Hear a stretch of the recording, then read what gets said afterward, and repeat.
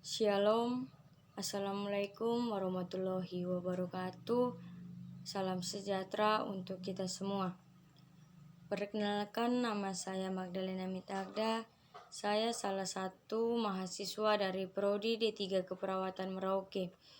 Di sini saya akan menjelaskan atau mempresentasikan tentang sistem perkemihan. Sistem perkemihan adalah sistem organ yang memproduksi, menyimpan, dan mengalirkan urin. Pada manusia, sistem ini terdiri dari 2 ginjal, 2 ureter, kandung kemih, 2 otot sphincter, dan uretra. Sistem perkemihan berfungsi untuk menghasilkan urin dengan menyaring sisa pembuangan tubuh dan air berlebih dari darah. Urin kemudian akan disalurkan ke kandung kemih dengan melalui 2 tabung tipis yang disebut ureter. Ketika kandung kemih penuh, Anda akan membuang urin melalui uretra. Kemudian, ini adalah salah satu gambar dari sistem perkemihan. Yang pertama ada vena cava. Vena cava adalah pembuluh balik utama dalam tubuh yang membawa darah yang banyak mengandung karbon dioksida dari kepala dan anggota tubuh bawah di serambi kanan. Darah ini mengandung CO2 karena darah yang dikandung merupakan darah yang telah melewati sistem oksidasi atau pembakaran. Kemudian yang berikutnya ada aorta. Aorta merupakan pembuluh darah arteri terbesar yang langsung berhubungan dengan jantung dan bertugas mengalirkan darah kaya oksigen dari jantung ke seluruh tubuh. Sebelum masuk ke aorta, darah dari bilik kiri jantung melewati katup aorta yang merupakan 1 dari 4 katup yang dimiliki jantung. Kemudian yang berikutnya ada renal vein.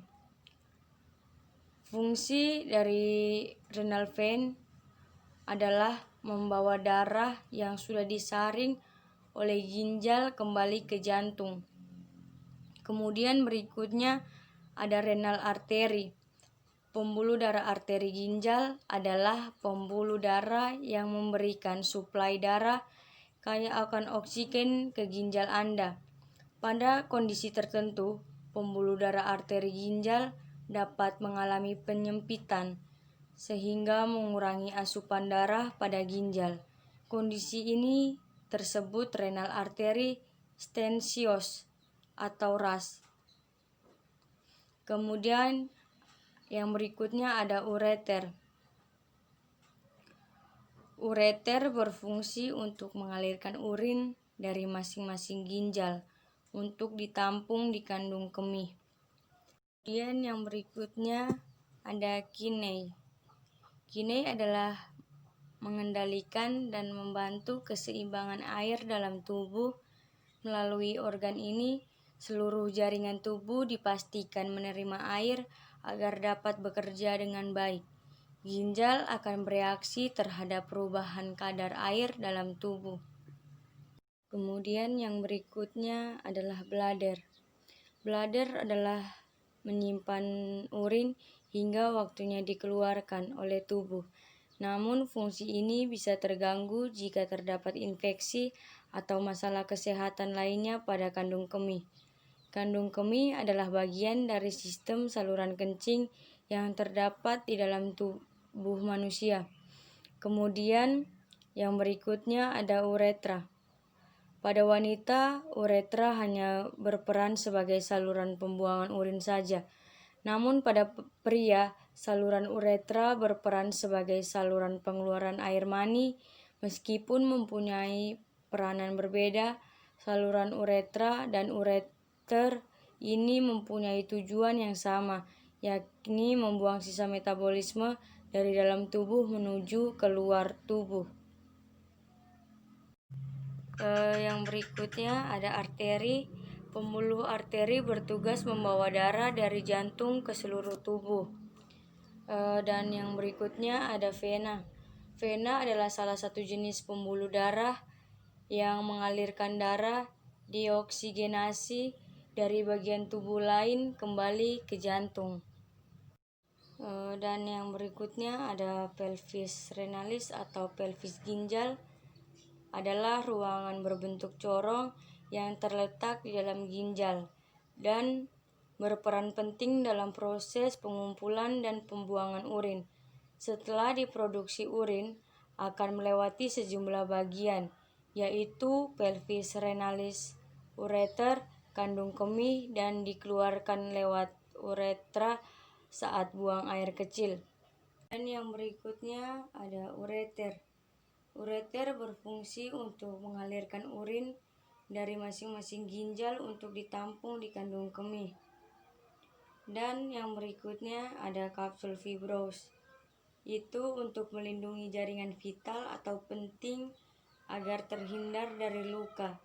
Renal kapsul atau kapsul fibros merupakan membran transparan yang berserat dan membungkus organ ginjal.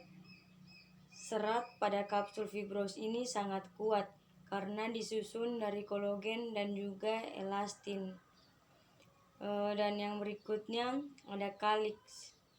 Fungsi kaliks pada ginjal adalah menampung urin sebelum menuju ureter. Jawaban panjang, kaliks pada ginjal adalah bagian ginjal yang mengumpulkan urin sebelum melewati saluran kemih. Ada dua jenis kaliks pada ginjal. Yang pertama, kaliks minor atau kaliks kecil, dan yang kedua adalah kaliks mayor atau kaliks besar. Dan yang berikutnya adalah medula. Medula merupakan tempat berkumpulnya pembuluh darah kapiler dari kapsula Bowman. Di dalam medula akan terjadi proses reabsorpsi dan augmentasi. Kemudian yang berikutnya ada korteks. Korteks adalah bagian terluar dari batang atau akar yang dibatasi di bagian luar oleh epidermis dan di bagian dalam oleh endodermis. Korteks berfungsi dalam transportasi hara dari epidermis ke dalam teras akar. Sekian presentasi dari saya. Apabila ada salah-salah kata, mohon dimaafkan.